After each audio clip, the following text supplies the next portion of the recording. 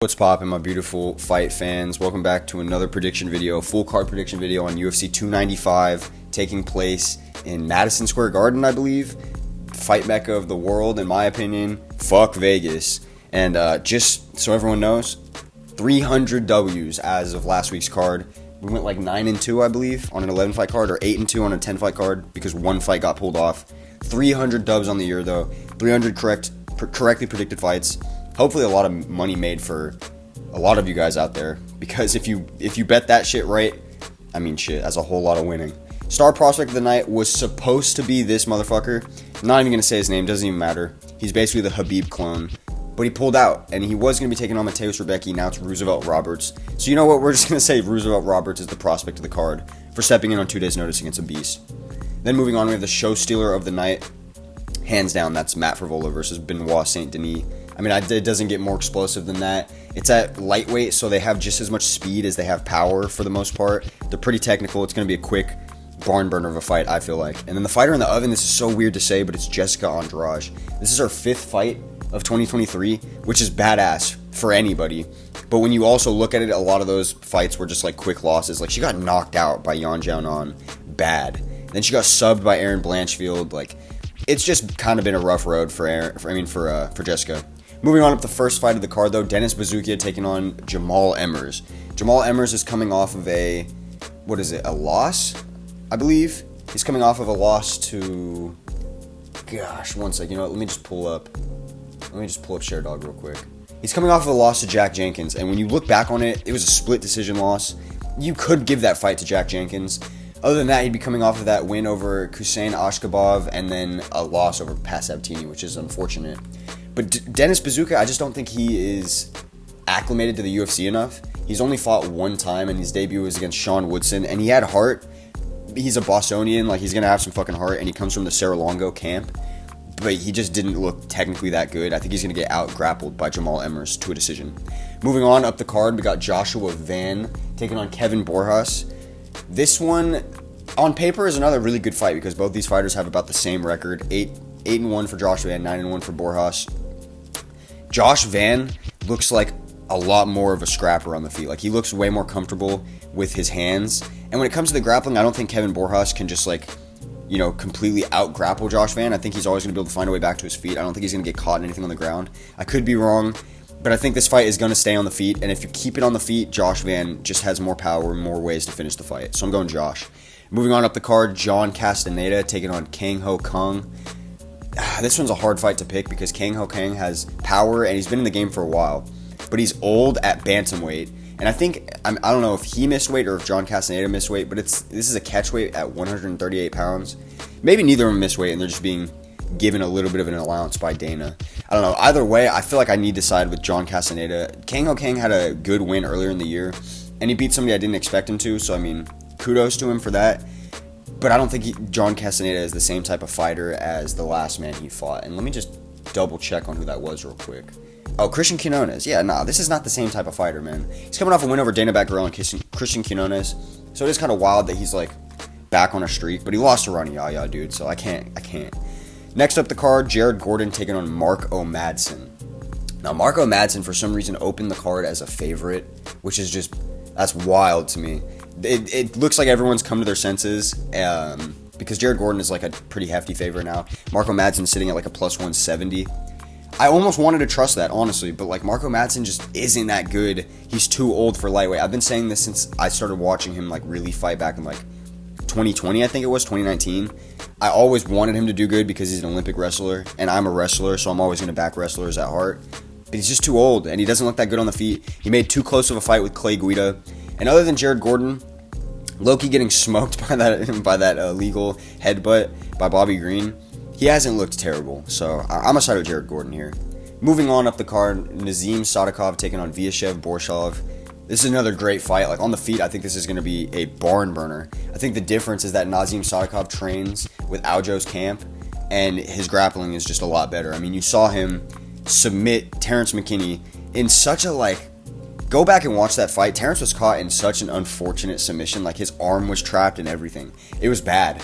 And Nazim also was just looking good on the feet out there against somebody in Terrence who is a killer early. way more of a killer, way more dangerous than Vyachev is on the feet, early on at least. And he survived it with ease. He kind of just took it to the mat and made it his game. I think that's going to be the difference here. I think that Nazim Sadykhov can take it to the ground and submit Vyachev. Next up, we have Mateusz Rebecki. Ignore the art, please. I didn't have time to switch it to Roosevelt Roberts. I literally just found out about this as I was like getting ready to read the card out and go through my predictions. This fight is way different now because it's Mateusz Rebecki versus Roosevelt Roberts. Roosevelt Roberts is not bad. He's somebody I always wanted back in the UFC. I wanted to see him go on a run. But he just can't fucking get wins together. And on the Ultimate Fighter, he loses again. I thought he'd be able to come through and win the season. He can't even win the season, bro. 2 bums made it to the end of that season for his weight class. And we're at a catch weight at 158, which I feel like is only going to help Mateusz Rebecki more. It's going to help Rebecki more than it helps Roberts' skinny ass. So I'm going Rebecki, bro. Next up the card, Tabitha Ricci taking on Lupita Godinez. Oh my god. Fine ass individuals. I love me some strawweights. Tabitha Ricci is better on the ground. She's quicker. Lupita Godinez is better on the feet. She's going to do more damage on the feet. It's a matter of who you trust to stay in their realm of the game. I don't think Lupita is going to be better than Tabitha on the ground. I think at best she can get back to her feet. She has to know that that's what she needs to be doing, though, because if you don't have that in the game plan, you might get caught up just staying on the ground or allowing things to go on for longer than they need to. Now, for Lupita, she needs to just spark her on the feet and not let her take her down. It's kind of simple. I'm going to side with Lupita, but I'm nervous. Moving on, Steve Erceg taking on Alessandro Costa. Feel bad for Erceg. He was supposed to be getting his fight further up the rankings with Matt Schnell, but Matt Schnell pulls out due to injury. Steve Erceg came into the UFC earlier this year and won a fight against somebody in the rankings as his first fight, which was really fucking good for his career overall. It put him right into the top 15, first fight in the UFC. Like, you just don't see that too often. And the only weight class that you really can see something like that is flyweight, because there's really just not that much depth outside of the top 15. We're starting to add more to it, but there's not too much. I'm going to trust Steve Erceg because on the feet he's just a little bit better, but this is a dangerous fight for him. Alessandro Costa can catch him with some crazy shit, spinning shit, throwing power punches, just a whole lot of shit like that. So you got to look out for that if you're Steve Erceg, but he's a smart guy, so I'm going to trust him by decision. Then we got Diego Lopez taking on Pat Sabatini, first fight of the main card. This fight is fucking awesome, dude. Diego Lopez is just a phenom on the ground, and I've picked against him twice this year. The first time was Movsar Evloev, and I was right, and you can't blame me for picking against Diego Lopez with Movsar. But he almost won that, crazy enough. And then I picked against him against, what is his name? It's the grappler, super similar to Pat Sabatini's style, to be completely honest with you, Gavin Tucker. And I thought Gavin Tucker was going to do what I think Pat Sabatini should be able to do, and take him down and smother him. But he couldn't. He got subbed. He got caught up in a sub almost instantly when it took him to the ground. So I have to trust Diego Lopez by submission. Next up the card, we've got Matt Frevola versus Benoit Saint Denis. This fight's going to be a fucking barn burner, dude. If one of these fighters doesn't get knocked out, it has to be fight of the night. Because the way that they fight, there's just no way for it not to be. Constant pressure. They're going to meet in the middle and start swinging and banging. I think that Benoit Saint Denis is more calculated. I think he's better at keeping his range. I think there's going to be times when they're exchanging and Benoit will get in the pocket, seem like he's staying in the pocket, and then just barely get out of the way of shots, and then land again with his left hand. I think Matt Frevola getting starched by Terrence McKinney showed me that even though he has a hell of a chin, he can swing and bang, he could still be knocked the fuck out. I have not seen Benoit Saint Denis get laid out cold like that yet. And also, side note, it's so impressive that Terrence even did that to Matt. But yeah, I have to side with Benoit Saint Denis for that reason alone. Feature fight of the night, Jessica Andrade taking on Mackenzie Dern. Mackenzie Dern is going to win this one, I feel like. For one, she's going through all that legal trouble, and like you could argue that that's going to be weighing on her camp and everything, but like she's been going through it, and she's still caught some dubs here and there. She's been on like a win-lose type of vibe, which does make me a little bit nervous. But look, Jessica Andrade just doesn't look like the same fighter she used to be. If this was Jessica even just a year and a half ago, Jessica all day, maybe even just a year ago, I would have been siding with Jessica all fucking day. But after seeing the run she's been on this year, it's just bad, bro. Like, she's in double-digit losses now, and I think at the beginning of this run, she had only like 9 or 8 losses. Now it's just gotten a lot worse. I'm going to trust Mackenzie Dern by submission. Then we've got the fucking co-main event. Sergey Pavlovich. I'd love to fight him. He's a great fighter. I cannot do that fucking accent as well as Tom. Sergey Pavlovich versus Tom Aspinall, though. Battle of probably the best heavyweights. The reason I feel like this is still good as a title fight is because even though Jon Jones is really the true champion, and that, you know, whoever fights for this isn't really ever going to be looked at as the champ unless they beat Jon Jones. Jon Jones and Stipe, regardless of who wins that, they're probably retiring. We all know that. We've been knowing that. And even if they don't, it takes fucking forever for both of them to fight, regardless. This is really the battle between the two heavyweights that are going to be carrying the division for the next couple of years, that are going to be in the big fights, that are really going to be defending their throne. You know what I mean? Jon Jones maybe will come back and fight one of them.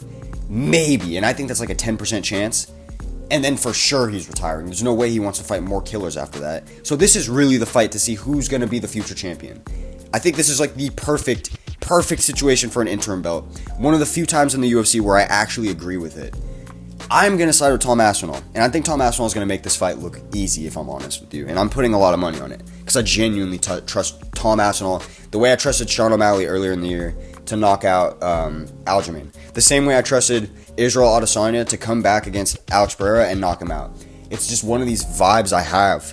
And I feel like Tom Aspinall, he's going to be so quick. Sergey's not going to be used to that type of movement on the feet. I don't think he's going to even really be I don't think he's going to be able to land on him too much. Sorry, I just had a stroke. Tom Aspinall is probably going to be bouncing in and out, finding some shots, landing even a little bit because he's quick and he's a powerful striker. But I think what's going to happen is he's going to take him to the ground pretty quickly and he's going to look for that sub. And I'm trusting him to get it. Moving on to the main event of the night, Yuri Prochazca versus Chama, Alex Pereira. Bro, the memes that have come out of this man in the last year and a half, I love Alex Pereira. He's like one of the best things for the UFC in a long time. And people forget that Yuri is too. He was on a fucking killer streak, 3-0 in the UFC, all finishes, and all of his fights were super exciting. The only thing that's thrown him out of our memory is that nasty injury he got, but he's finally back. To me, the real true champion of the light heavyweight division. Absolutely no disrespect to Jamal Hill. I actually think he might be better than both these two. But he got it after Yuri. And he got it the same way and lost it the same way. I get that. But he got it after. So the real champion to me has always been Yuri. If Alex can come in here and cause more commotion and win the belt, that would be fucking outrageous. I mean, I don't even need to talk about what that would do for his career. Glory, 2-time champion, Glory Hall of Famer, one of 3 in the whole sport in Glory that are even in the Hall of Fame. And then on top of that, UFC middleweight champion. He could be the light heavyweight champion within a year of winning his belt. Like, there's just, on paper, this is fucking crazy. But I still trust Yuri Prochazca. He's so unorthodox. He's so just sporadic and crazy with how he fights. And he can take a fucking punch, dude. Look at all of the fights throughout his career and all the killers he's taken on. And I think the best win he has on his record is the dude that's Vadim Nemkov, the fucking Bellator light heavyweight champion who's undefeated.